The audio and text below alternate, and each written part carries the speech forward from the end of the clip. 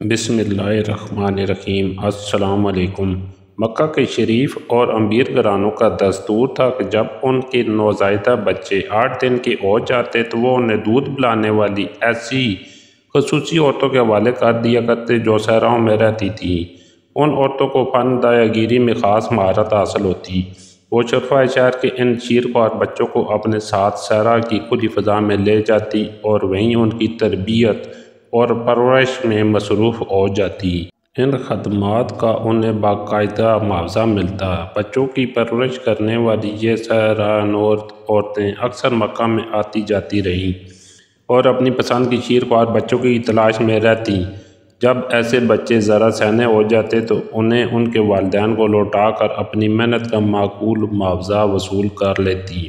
حضرت کی ولادت کے چند روز بعد مکہ کے نواحی صحراؤں کی چند دایا عورتیں شیرخوار بچوں کی تلاش میں قافلے کی صورت میں شہر میں داخل ہوئیں۔ اس قافلے میں بوڑھی اور لاغر علیمہ سعدیہ بھی شامل تھیں۔ اتفاق سے قافلے کی سب عورتوں کو کوئی نہ کوئی شیرخوار بچہ مل گیا، مگر ضعیف اور ناتواں دایا علیمہ کی گود خالی کی خالی رہی۔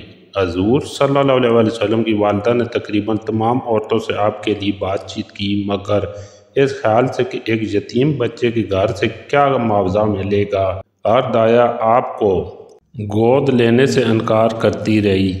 جب حضرت آمنہ نے بی بی علیمہ کو اس کام کے لیے آمادہ کرنے کی کوشش کی، اس کے دل میں خیال آیا کہ ایک یتیم بچے کو لے کر کیا کرے گی، اس کی بے سہارا والدہ پرورش کی محنت کا معقول معاوضہ کیسے ادا کر سکے گی۔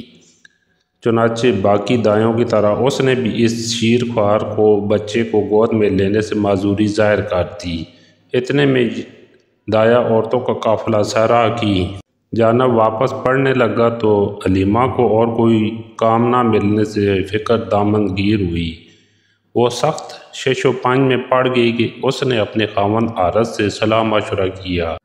اس کا خیال تھا کہ خالی ہاتھ گھر لوٹنے سے بہتر ہے کہ اس یتیم بچی کو ساتھ لے لیا جائے، جسے گود لینے کو کوئی بھی راضی نہ تھا۔ حارث کو بھی یہ بات پسند آ گئی۔ وہ بولا، ہاں یہ ٹھیک ہے، کیا عجب کہ ہمارے لیے اس میں بہتری ہو۔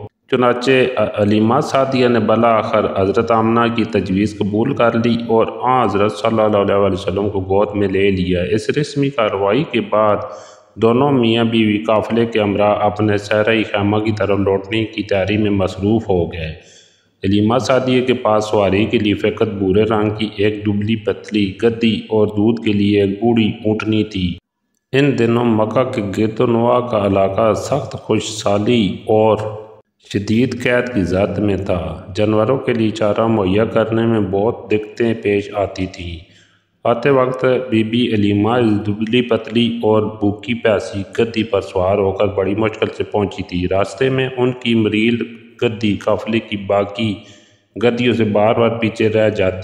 اس کی ہمسفر عورتوں کو علیمہ کی اس سست سواری پر بہت الجھن محسوس ہوتی اور غصے میں علیمہ بی بی کو سارا راستہ ننھے محمد کی والدہ سے بات طے ہو گئی تو بی بی علیمہ نے آپ کو سینے سے لگا لیا۔ دیکھتے ہی دیکھتے ان کی خشک چھاتی میں دودھ اتر آیا۔ حضور صلی اللہ علیہ وسلم نے خوب جی بھر کر دودھ پیا۔ آپ کے ساتھ بی بی علیمہ کے اپنے بچے یعنی آپ صلی اللہ علیہ وسلم کے دودھ بھائی نے بھی خوب سیر ہو کر دودھ پیا اور دونوں بچے اطمینان سے سو گئے۔ علیمہ رہن بھی تھی اور خوش بھی۔ انہیں اچھی طرح یاد تھا کہ انہوں نے اس سے پہلی نشانی کے عالم میں جاگ کر کاٹی تھی، کیونکہ ماں کا دودھ نہ ملنے کی وجہ سے ان کا بچہ رات بھر روتا رہا۔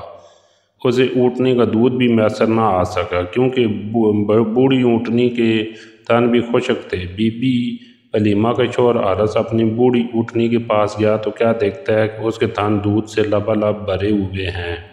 جب اسے دھویا گیا تو اس سے بکثرت دودھ حاصل ہوا، جسے میاں بیوی نے خوب سیر حاصل ہو کر پیا اور وہیں رات انہوں نے سکون سے گزاری۔ صبح ہوئی تو حارث نے حیرت سے کہا، اے علیمہ، مجھے پختہ یقین ہونے لگا ہے کہ جس بچے کو ہم نے گود میں لیا ہے برکتوں والی کوئی خاص ہستی معلوم ہوتا ہے۔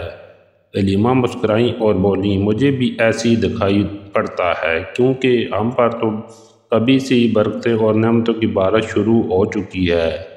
جب وہ اپنے سرائی گاؤں لوٹنے کے لیے تیار ہو گئے تو علیمہ نے گدی پر سوار ہو کر ننھے محمد کو اپنی گود میں بٹھا لیا اور گدی پر سوار ہو گئیں۔ خدا کی کرنی کہ جو گدی آتے وقت سب سے پیچھے تھی اور سب کی پریشانی کا باعث بنی ہوئی تھی، سب سے آگے آگے دوڑنے لگی، حتیٰ کہ قافلے کی باقی عورتیں بار بار چلاتی، اے علیمہ ذرا دھیرے دھیرے چل، وہ مریل گدی تو دکھائی نہیں دیتی جس پر سوار ہو کر ہمارے ساتھ گھر سے نکلی تھی۔ جب علیمہ ان سے کہتی کہ یہ تو وہی مریل گدی ہے تو کسی کو یقین نہیں آتا۔ شام کے وقت بی بی علیمہ ننھے محمد کو خوشی خوشی اٹھائے اپنے سرائی گھر پہنچ گئی۔